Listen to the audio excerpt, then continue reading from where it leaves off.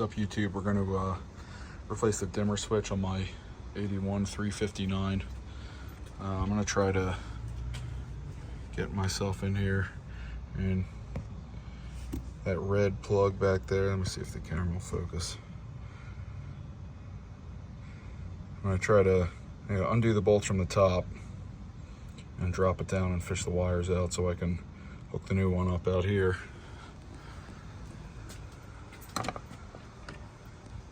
The truck's kind of a mess because I've just been working on it.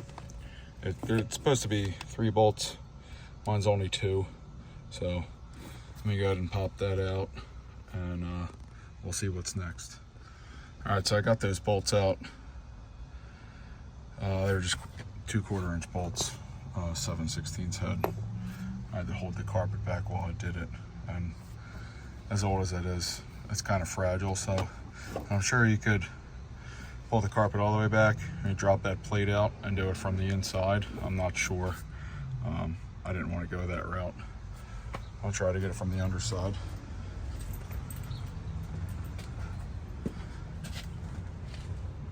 This might be a challenge to do one-handed, especially since I can't see where the dimmer switch fell. There we go. You're working on an old truck, the best thing you can do for it is just grab a handful of wires and yank something towards you. That always ends well. So here we go. I only have high beams in this truck. The low beams don't work.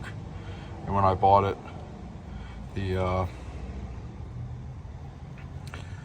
cab lights leaked. So I have a feeling it was just getting wet. And after rewiring the new headlights up front, I still don't have low beams. When you hit this switch, everything turns off.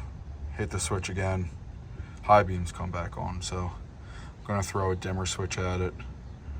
I've heard other people say firing the parts cannon. That's kind of where I'm at right now. New switches from Dan's shop, or Dirk's, whatever you want to call it. I do a lot of 359 parts. Looks like a nice quality replacement. So let me grab this razor blade here, and I'll start cutting through the layers of silicone on the old switch, and I'll get back with you in a second. So I wanted to show this real quick before I went crazy and just started cutting stuff. My camera isn't having a hard time focusing there. The red part almost looks like a plug. That reminds me of like the top of a Maker's Mark bottle, you know, that wax that's on there. And then someone's been here before and just smeared silicone all over it. So that's what I'm just trying to work off with my thumb. And I'll see if maybe I can save that red part. I'm hoping it's something like a boot. I don't know, I could be wrong. But instead of just destroying something wildly, I'm gonna take my time and peel the layers back.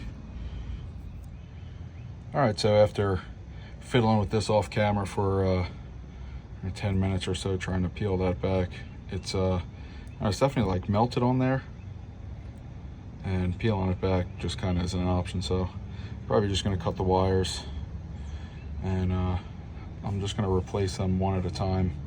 There's plenty of slack here to get myself back up through the floor. I don't have any really big heat shrink tubing. That would have been nice, but maybe I'll also go the silicone route. It's not, not really preferred, but I guess it's better than nothing. I don't drive the truck super often. Haven't driven it in the rain since I owned it, so I'm not really seeing it getting a lot of splashback. I fixed all the cab lights, so I'm not getting any water in from the cab lights anymore. So let me start cutting these. I'm going to do it off camera so I can just focus on that and remember which is which. I'll just splice new ends on them one at a time and transfer them over. and I'll get back with you when I'm putting it back up through the floor. All right, so finished the wiring. I cut them right behind where I thought the spade would be. I did this one first, scorched that piece of red right there. This one second, I left the wire a little too long. And this is the last one that I did third, and it's perfect. So by the time I finished the project here, I got the hang of the wiring. I'm just using a MAP gas torch to shrink these, which is not ideal, but that's what I have right now, so that's what I'm going with. So let me try the one-man operation of sticking this thing back up through the floor and getting it to stay there while I put the bolts in it. And I'll get back with you in a second. Success. Finally got that switch back in. That was kind of a fight. I mean, between holding the flooring back, holding the switch in place, and then tightening those little bolts in there. It's in, but we're gonna see if it works together. That way you guys can call me a fool if it doesn't, because I didn't test it before I put it back in the floor. So let's see what happens. Headlights on.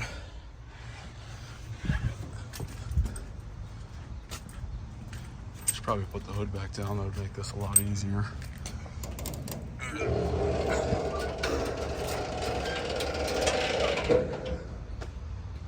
All right, we have low beams. Hell yes, that's exciting. Let's hit this switch. It should be high beams.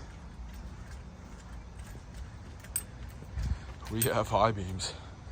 Beautiful.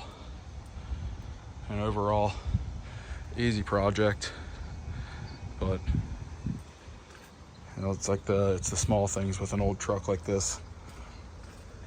It's just a little time consuming.